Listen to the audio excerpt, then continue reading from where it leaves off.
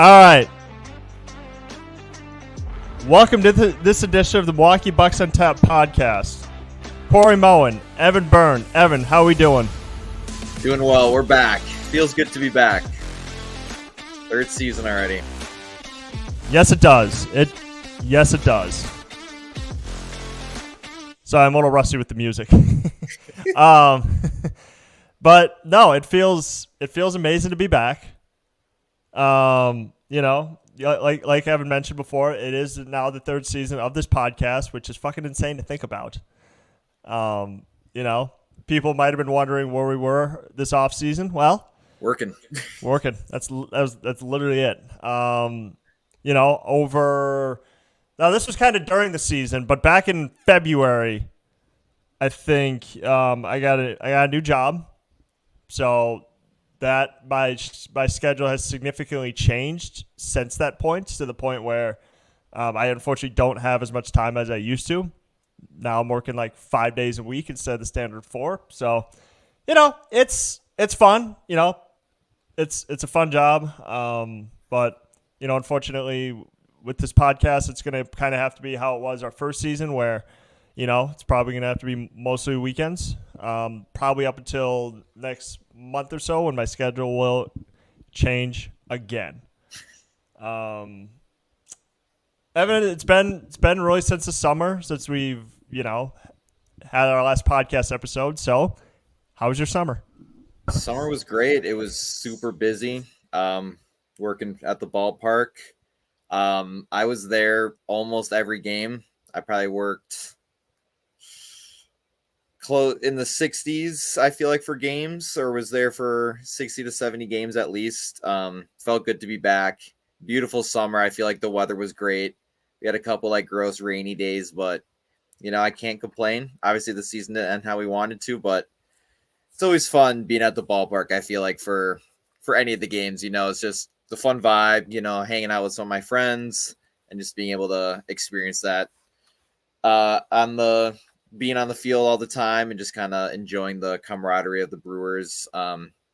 Got promoted a little bit, may or may not have just gotten full time this week. So we're moving up in the world after teaching. It's kind of crazy, we started the podcast as a teacher and now I'm working for the Brewers. But yeah, no, it was a good summer. It went by fast, but I'm ready for Bucks basketball. It came out of nowhere. I kind of forgot that the first game was this Wednesday. I'm like, oh yeah, we're starting already. It's kind of slowed down after the Brewers ended. So yeah, it's kind of good to transition from baseball back to basketball. Yeah, I will say baseball season does go very, very quick, to the point where it's just it'll just baseball season will start opening day, and then all of a sudden baseball season's over. We got the World Series, and I think this is not necessarily a matchup anybody wanted to see. That's what the money needed to see. But for historical purposes, I think it is a good matchup. Mm-hmm. But it's unfortunate. It's a double-edged sword, because it's one of those things where nobody wanted to see like a crappy matchup like last year, where it was the Rangers and the Diamondbacks, and like it was one of the lowest watched World Series ever. But it was also one of those things where it's like, Mets and gross. Mets and Yankees, that's it. So, it is exciting to have Bucks basketball back, and to kind of transition into that. The Bucks played on Wednesday night against the Philadelphia 76ers. No Joel Embiid, no James Harden, damn it. Paul George. Forgot James Harden got traded last year. Those two were missing, and the Bucks easily took care of the 76ers, 124-109. Damian Lillard, talked earlier this week with Eric Name of The Athletic about his conditioning, about what went wrong last year and what he hopes to go right this year. The game one was a good first step. He dropped in 30 points, and seemingly just Dame time took on full effect in Philadelphia. So what did you see in Milwaukee's matchup against Philly? You could tell it was the first game of the season because the first quarter was a little rusty. I feel like for both teams, Bucks, it was 22-23 after the first quarter, but then that second and third quarter. I felt like the Bucks, they kind of broke out of their shell a lot faster than the 76ers did until you got to the fourth quarter, where they kind of slowed down again in the first. But no, it was nice to kind of see that quick breakthrough going from the first quarter, scoring 22 to then 36 and then 42 in the third. So I felt like they were just gradually kind of breaking out a lot more, especially Lillard, like you said. I feel like he was efficient practically the entire game. Him and Giannis, I feel like, were definitely some of our heavy hitters for shooting, and same with Bobby. I feel like Bobby really carried them in the first quarter and kind of the start of the momentum in the second quarter. Definitely an underrated performance, going 7 for 10 from the field. Not really rebounding how he usually does, but I feel like his shooting was so efficient that you might as well just give it to the hot hand. But I don't know about you, but I feel like we didn't really make a podcast on the new additions outside of the rookies, but Taurean Prince and Gary Trent are the two, and DeLon Wright were the three big names. I feel like DeLon Wright we mentioned in the rookie one, but Gary Trent and Taurean Prince. Taurean Prince looked really good. Shot 6 for 7, 4 for 5 on threes. Some pretty solid defense, I feel like, on the perimeter, along with Gary Trent. Gary Trent personally I don't know if I wasn't really watching like that for who he was guarding the whole game, but he locked up Tyrese Maxey, allowing them to shoot 31 shots. So I just feel like it was a good perimeter defense and allowing them to just force up shots. Just obviously he's going to have to take over, quote unquote, without Paul George and Joel Embiid. So it felt good that knowing that with his speed and his capability of potentially dropping 50 points, he scored 25 points, but still shot it 31 times. So I feel like it was a good start to the new guys on the team and allow them to slowly kind of build their way up throughout the season. That we hope to see out of Gary Trent and Taurean Prince, especially if Middleton's going to be out again because he's hurt and was out the first one. I don't see that happening for too long, but knowing that Taurean Prince could potentially be coming off the bench and being a good solid backup, I feel like in that second rotation should hopefully solidify a good second unit. I feel like which has been could be a little bit of a lackluster in the past season or two.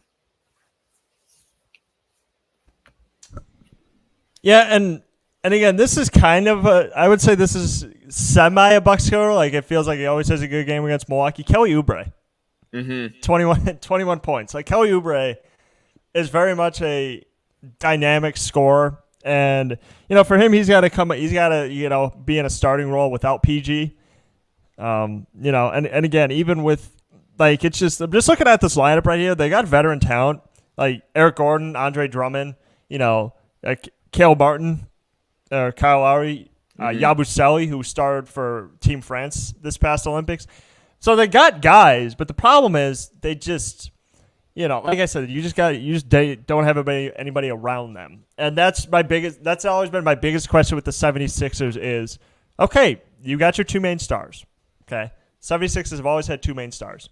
Whether it was Harden or Embiid, whether it's now Paul George or Embiid, whether even you want to throw Tyrese Maxey, even if you want to call it a big three last year, or it was Harden, Maxey, and Embiid.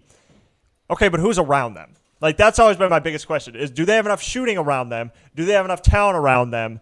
And I keep coming back with no, because I look at this roster, they got a very older Kyle Lowry, Eric Gordon, been in the league forever. Kenyon Martin Jr., solid player, and then Andre Drummond. So it's just, there's veteran talent, but it's just is this going to be enough to get past the Bucks or get past the Celtics? Even if you want to throw the Heat into the mix. So, I mean, that's always kind of been my biggest question. And the other thing, too, is on Milwaukee's side, the reason why they won this game is simply comes down to one thing. They had more contributors than just Giannis and Lillard. And I think that's going to be the key this year for them to win vast majority of their games is if, you get 30 from Lillard, you get 25 from Giannis, you get Taurean Prince coming off the bench scoring 16. If they do that, if they get at least 3 to 4 contributors, a night, this is a 50-win team. Yeah, it was nice to kind of see with the lack of Khris Middleton playing again recently in the last few seasons, knowing that there's that potential guy who's going to again, Khris is not going to score up in the 20s, average that high anymore. But again, if you can get the guys who are going to score like that 8 to 14 and then or 15, maybe points, 10 to 15, however you want to kind of make that range, it's a lot more trustworthy again, I guess, going into the long run. Because again, it was really Bobby for our bench last year. Like that really felt like the main contributor outside of like Pat Connaughton wasn't doing well. Andre Jackson Jr. really wasn't a scorer. And for the minutes that he played early on in the season, again, didn't play too much later on. But again, we just had guys who we were very starting five heavy and then always having to kind of hope that someone on the bench is going to break out, especially knowing Bobby. If he has an off day and no one else is able to pick that up, then it's like, oh, Bobby didn't do this, but he's been kind of holding down the bench for the last few seasons. So yeah, it's knowing that Taurean Prince will most likely be that guy on the bench. Knowing that him and Bobby kind of being in a rotation, I feel like will be extremely helpful later on, especially with some of the teams who it's going to be a high scoring game either way. So you kind of gotta rely on some of these guys to hit that 10-point double digit ish type range for scoring off the bench, just because they're going to need it again. Yeah, and the other thing too is I would like to see Doc Rivers extend out his rotations just a little more. Because as I'm looking at this game, Pat Connaughton got 21. Bobby Portis, I can understand why he's playing at 26. And Daylon Wright gets 13. Like only 3 guys off the bench. I would like to see him add another guy, whether that be. Now look, I'm a proponent to always give AJ Green more minutes. Yep. However, I do think in that particular circumstance, I think a lot of it is matchup based, and if he won't see as many minutes if he's facing off against a lot of athletic wings, which the Sixers have, which is likely the reason why he only played in 4 minutes against the 76ers. Andre Jackson Jr., I mean, I would love to see him get more minutes. And as a matter of fact, I think he should be a guy who they come in to spell. Like a guy, even for a few minutes, just to give our defense a bit of a spark. The problem is, and I don't know if hopefully they rein this in over the offseason, he just plays a little too wild. Like he plays almost Thanasis-like, you know what I mean? He just kind of gets out on the court, like picks up a few fouls, and he's like has to sit on the bench just because he's like, when I see a guy like that, when I see a player like that, it means the game is still too fast for him. Where you're just trying to, do everything. You're trying to do everything, and especially in the defensive end, when you're just kind of out of control, and you're not playing in like a controlled motion environment, whatever you want to call it. He's just kind of, just out of control, just trying to do too much, trying to make the play. Like you're always trying to play hero ball, but it's on the defensive side. So Andre Jackson Jr. has talent. Don't get me wrong, but I think the game. The reason why he probably hasn't played a lot, number one, because Doc Rivers just doesn't generally play a lot of young players, and number two, the game just probably a little too fast for him. And so, that's probably why it's better to play like a Daylon Wright, like a Pat Connaughton, like a Bobby Portis, because those are veteran guys that you can heavily rely on. Yep. And I do like DeLon Wright, too. I kind of hope you can kind of see a little bit of Andre Jackson Jr. in him, like the fast defensive wing, not going to score a lot, but kind of hoping that there's some guy who can kind of help Andre, kind of develop a little more off the bench. And just, I know there's guys out there on the team for that, but like who's going to be the one to kind of mirror, I guess, off of how you kind of want to play the play style. But yeah, I agree. Kind of seeing the typical 8 guys playing, even one guy, you split up. Obviously, Bobby will kind of get more, but you kind of divvy out Connaughton's and DeLon Wright and you throw in one more guy. Just because, like you said, AJ Green, he got early minutes. He was in the first half and then just did not play for the rest of the game. But yeah, definitely will need that extra person. And who knows, again, like you said, with the matchup base, I feel like it could vary depending on who they're playing or who's going to be the one that kind of tests the younger guys, who's going to be able to kind of pick them up for the early fouls. So again, maybe we could see it in the future, but yeah, I agree. One more guy I feel like is enough. You don't need 10 guys or 11 guys. I feel like 9 is a good set amount, just kind of depending on what the minute variation is But it was nice to see the rookies get in near the end of the game because they even looked solid. Tyler Smith, hit his first shot and had a good putback dunk near the end. So it was kind of nice to see those guys get in. But yeah, I agree. Probably one more guy wouldn't kill to kind of have in the long run, especially if we're a little older of a team. All right, so moving on to the next game. That's a perfect description of it. So Milwaukee's home opening was last night against the Chicago Bulls, 133 to 122. Really what this game just came down to was just 21 threes by the Bulls, and unfortunately, and again, I think this will be an ongoing issue that the Bucks just the past 5 to 7 years just haven't done a good job of defending the wings, defending on the outside. So, what did you see in Milwaukee's performance against Chicago? Yeah, I feel like just kind of seeing the Bucks, I feel like they've always struggled with the Bulls. They either blow them out or they lose in like a kind of a crappy way. Obviously, you're not going to win every single game against them, but I feel like they're very like the Brewers. I feel like can never beat the Pirates in their division, so I feel like the Bulls are like the Pirates version of them. They always seem to like struggle against them. But you also see that the Bulls are a lot younger, so it's one of those things where you're going to be able to outrun some of these guys. But also, again, they were just super efficient shooting the three, where you can't really. It sucks, but when a team is hot, you're going to, no matter who it is, you're going to lose to the three if everyone's making them. 7 threes from Kobe White, 4 from Vucevic, 2 for 4 from Williams, 2 for 2 for Giddey, and Smith off the bench, had 3. So everyone who was shooting them except.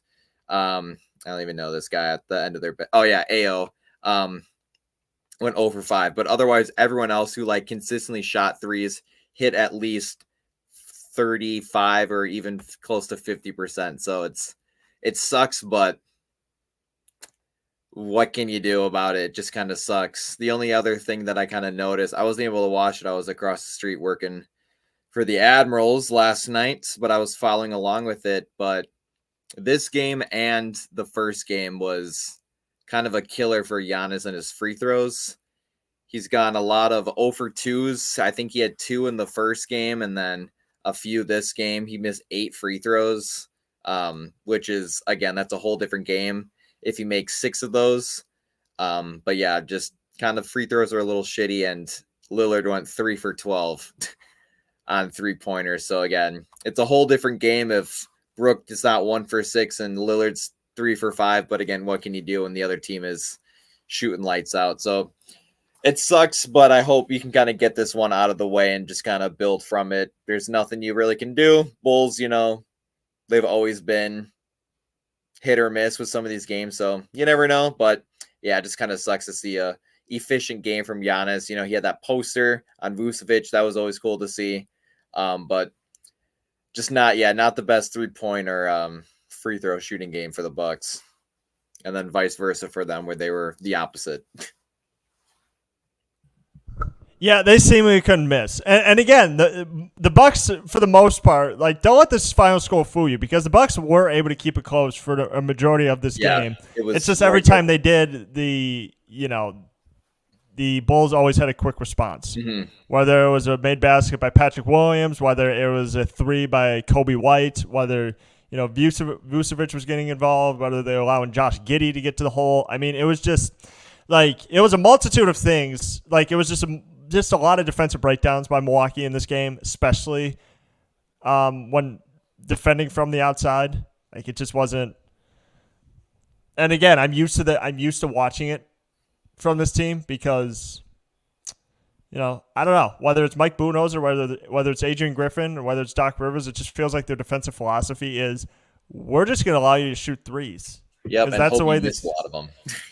and exactly. And sometimes it works and sometimes it doesn't. But in this particular instance, it didn't work. Chicago made like a vast majority of their shots. And don't forget about Zach LaVine. Zach LaVine is also back. He had, off-season surgery, so he's looks back and healthy. Mm-hmm. And again, the Bulls could be a formidable team this year. if Lonzo stays healthy, from what I heard, he's not playing back-to-backs.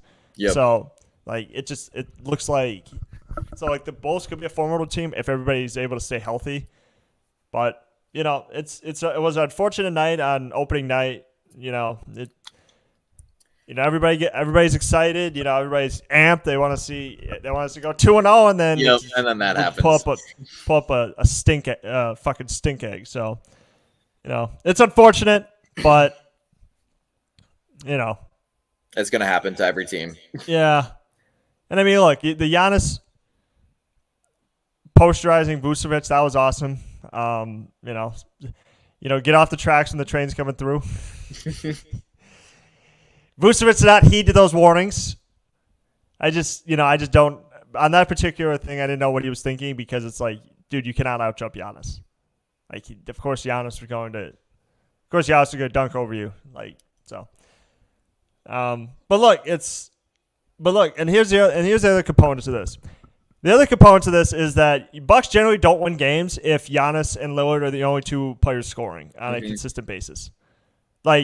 The game against, I talked about the game against Philly the other night, where a lot of other players are getting involved. Okay, whether it's Bobby Portis, whether it's Gary Trent, whether it's Taurean Prince. If it's just those two carrying the offense, they're not going to win. Okay, they're not going to win because you expect the stars to score. But generally, how you win these games, and again, once in a regular season game, you could have a once-off where a player pops off for 60. But for the most part, you need at least 4 to 5 guys to score on a consistent basis to win a vast majority of games. You got to play team basketball. Okay, and unfortunately, with it just being Giannis and Lillard in that game, and the Bulls reining in 21 threes, you're not going to win. No way you're going to win. Yeah, it was, again, it's even from the first game, it was it was a hard watching Brook Lopez play. He did very well rim protection. He was contesting a lot of shots, as he usually does. But again, he shot 3 for 11. And then, this game, he, again, perimeter defense, has a couple blocks, has a few rebounds, but shot 2 for 10, 7 points. Again, he's not one of those guys who's going to score 20 plus points, even 10 to 15. I feel like it's his good range, but if he keeps shooting, it's, again, possessions taking away from potentially someone else scoring. But yeah, when there's a 17-point difference from our second highest score to our third highest score, it's probably not going to be the most efficient night for everyone. But again, it is reassuring, though, that Taurean Prince, again, 30 minutes, 5 for 7, hit his 3-pointer, 8 rebounds. He's looking solid. So that, again, is very reassuring. This is just one of those losses where the Bulls hit their shots that they needed to, and they were doing it consistently compared to us. So again, it sucks, but knowing that there's some of the guys who I feel like are going to eventually step up. But yeah, just watching Brook Lopez in these first 2 games have been a little irritating, I guess. Everything outside of his rim protection, I feel like, has been a hard watch, especially that first game. A lot of sloppy play. Yeah, that's fair. That's fair. And it's unfortunate with Brook Lopez's age that he's not going to look like the player he used to. Mm-hmm. He had off-season back surgery about a few years ago, so it's just. I'm not saying he's a limited. He's still a good player, just not the player that they signed a few years ago. And again, that's generally how the NBA business works. Everybody kind of gets older, and your body starts breaking down and stuff like that. You're not the player you used to be. So, I mean, not that Brook Lopez was ever a good perimeter defender, but, he's not as athletic as he used to be, I would say, that he can't wipe away as much as he used to be able to. The year after 2021, where he was, I believe, second to Jaren Jackson Jr. for Defensive Player of the Year. So that Brook Lopez might be gone, but I still think he can be. I still think he is an effective player. I just don't know how much he has left in the tank. Because he is 36, 37? Yep. He is older. So, you're just not the player. He's probably not the player that he used to be, but I still think he is a very effective player. Yeah, it'll just kind of depend on more of a role for him, what they're kind of thinking of. Is he going to be a shooter still? Is he going to be more of just a, paint protector, paint defender? So we'll kind of see as that goes on. But yeah, no, I totally agree. Not giving up on him yet, but he's definitely a little rusty on the shooting end, which again is understandable when you don't play for since April. But yeah, no, I'm looking forward to rest of the season starting again. It's still weird that basketball is back. But what are you thinking of? Obviously, we're 2 games in. We couldn't really record earlier. I know we do like our pre-season predictions. Who do you expect to be like your breakout guy? I'm gonna go Gary Trent. Okay. I think Gary Trent is gonna break out, and here's why. Because I saw what this dude was capable of when he played for the Raptors. Okay. When Gary Trent Jr. was on the Raptors, along with Fred VanVleet, those two were Bucks killers. And now that those two are on different teams, now it's just like, now it's like, we got a guy who can shoot, who can defend, and actually he's on like a really, really good team. He's not stuck in exile in Canada. Mm-hmm. So, I'm gonna go Gary Trent. I think Gary Trent is gonna break out for this team this year for sure. I think I'm gonna go with, I've been talking up Taurean Prince a lot, but I really like that signing just in general. I feel like he's been a very not like some all-star caliber player, but he's an under the radar kind of guy. Again, just kind of looking up his stats earlier. He's a career 42 field goal percent shooter and 37% from the 3. And a while back, I saw a stat of like people who have left their team and then have gone to the Bucks have shot like 3 to 4% better from 3-point. So like you got Wesley Matthews, you have Malik Beasley, George Hill. They even threw on there because he was hot 2 years ago with his 3-point shooting, and now you got Taurean Prince. So could this potentially be like a maybe 40% shooting percentage season for him? So just kind of going from the Lakers to here, like what's the difference? But I just really like him as a solid role player. I've always liked watching him, following him for a while, just because, again, he's one of those, again, not superstar, all-star level, but a very underappreciated role player that I feel like doesn't get talked about a lot, or whenever he does get talked about, it's about like something negative or like team orientated, where it's like not directly his being, especially being on the Lakers. But no, I'm looking forward to watching him and kind of hoping he's a more efficient, what they wanted Malik Beasley to be last year. Again, I can't hate on Malik Beasley. He had some very, very good games of like 6 to 8 3-pointers, but not as efficient. So I'm kind of hoping we can get an efficient 3-point shooter out of Taurean Prince, whether that's somehow in a starting position or that 6th or 7th guy right off the bench who can chime in 2 to 4 3-pointers. I feel like will be extremely beneficial and could go a long way, especially if, I don't know, someone gets traded, nudge, that the rumors have been talking about. But I don't know. I kind of hope that him and Gary Trent prove to be who when we got them, like that's what they're going to be. Gary Trent Jr., that was a huge signing, especially him taking the pay cut and doing the 1-year prove it deal. Again, being the Bucks killer, it's one of those where it's like we just hope that we're getting a player that we've seen kill our team year in and year out. Yeah, and again, Taurean Prince obviously has that connection with Darvin Ham, who's the Bucks' lead assistant this year. Those two, Ham, of course, coached Prince while he was a member of the Lakers. And, I think that does kind of play into it, where it's like, we're doing Taurean Prince. I like him. He's kind of, he's a guy who can defend. He doesn't necessarily need the ball to score to be successful. I think, he's been a well-traveled guy, but, I think teams do see him as an important defensive player. And, like you always say, like anytime somebody's on that many teams, they see some sort of value in you. Yeah. And I think that people are going to like Taurean Prince and Gary Trent. Certainly I do thus far. But, let's just see how those guys fit in with Giannis and Dame and, once Middleton comes back and even throwing Lopez. So, again, I think this will be a solid team. Like I said, I think it's going to be a 50-win team. Like I could very much see that, but at this point in time, I don't care how they do in the regular season. It's really all about the playoffs. Yeah, a lot of it's. I'm sure you've seen the Bleacher Report. They're projecting like the Bucks to be a play-in team, and I'm like, okay, like let's not get too crazy. Again, the media switch up from right before the season about them not either.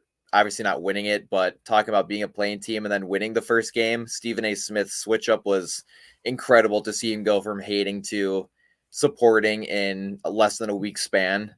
But yeah, no, I can solidify a top 3 seed. I feel like 5 at the literal lowest, but I don't see them getting lower than, you got the Cavaliers. I can see them doing better than the Sixers. So I can feel Knicks are going to be kind of their biggest competitor outside of the Celtics. But yeah, 50 wins, I feel like is a solid minimum for them. It's just really going to be, are they going to be healthy this year, and who's going to be able to stay efficient this whole season? But yeah, having all these injuries these last 2 seasons, that's going to be their biggest, I guess, hill to climb, just because it's been destroying them since their the championship team in 21, with Khris Middleton being the primary injury prone player, and then obviously Giannis and stuff. But just got to stay healthy. I know they'll make the playoffs, but what can they do in the playoffs? Speaking of playoffs. There's some rumors going around. So in case you're unaware, PJ Tucker is currently away from the Clippers. Okay, as those two kind of work together to find a trade partner. So here's my question, because I'm seeing all these rumors of Milwaukee being the leading contender to trade for PJ Tucker. Would you like the Bucks and PJ Tucker to reunite? See, I was talking with my dad about this, and it's a very interesting thought. And his thought was he just doesn't want the Bucks to keep getting older when that's their issue. But then on the other end, if they really think bringing him back would be a key piece to making a playoff run, then so be it. I'm all in for it. But again, it's just do we want to trade for a 37-year-old player? That's the only downfall, is what is his role going to be, and is he going to be in situations where he's just going to get beat out on the other end and we're going to get easy baskets off of him? But yeah, I'm very hit or miss on it.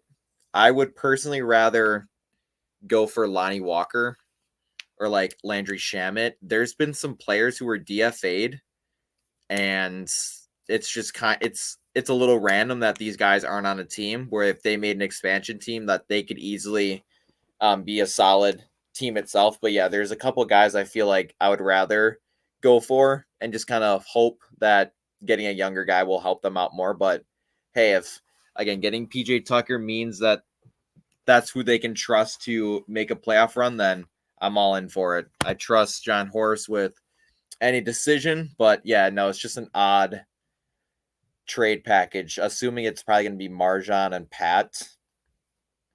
But yeah, I mean, I'm very hit or miss on it. I wouldn't be mad if they did it, but it's just also a little odd.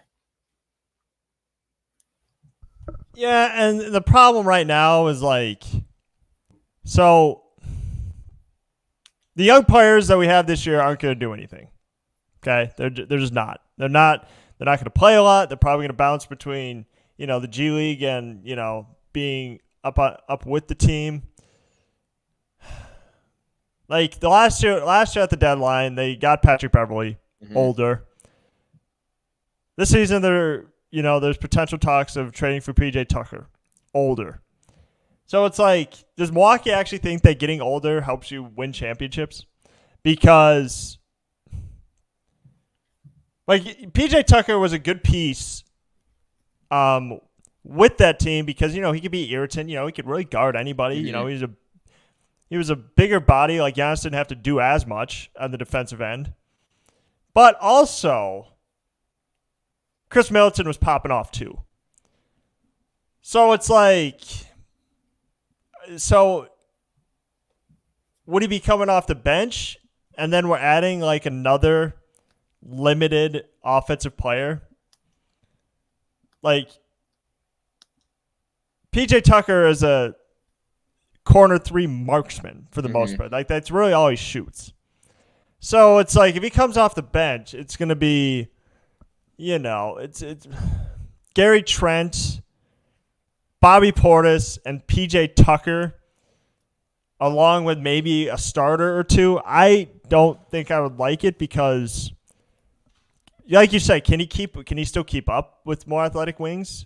I think everybody would agree that, yeah, you're right. I think Lonnie Walker would be the best fit for this team. Even go with Shamet. I've always kind of been a Shamet fan. Not much of an offensive player, but I think he is a great defender. So I would tend to agree with you on that. I would go for either Walker or Shamet because I just don't think Bucks need to get older. I just think we need to get like players who can like help out and contribute right away, or younger players to help out and contribute right away, not another 37-year-old limited offensive player. Yeah, it's one of those situations where obviously he had a huge impact with winning the championship. So are they essentially trading for him to kind of just get that mentality back and put a little spark into the players? Like, I feel like that's going to be like their primary reason, just because, again, I feel like there's just not a lot of teams where it's like, let's go get this 37-year-old. He's going to like be that game changer. I feel like a lot of it's clearly for veteran purposes. But I just, again, feel like if that's what your main goal is, is it worth giving up Pat and Marjan then for him, or how do you kind of see it as? But knowing that there are younger guys out there who aren't older, I feel like is also a possibility where obviously you can't just trade for a guy who is a free agent, so you kind of have to trade for picks and just kind of open up that roster spot. But Lonnie Walker's 25 years old. Throwing that out there, averaged 10 points last year. So again, just one of those guys where could that just be another addition that they get? But hey, whatever. Again, I'm fine with whatever we think is going to help us in the long run. So if that's PJ Tucker, then I'm all for it. He's familiar with a lot of these guys. And now we are adding Damian Lillard to the setting as well. So, hey, maybe that could be the game changer. And again, he's a dog. We're all dogs.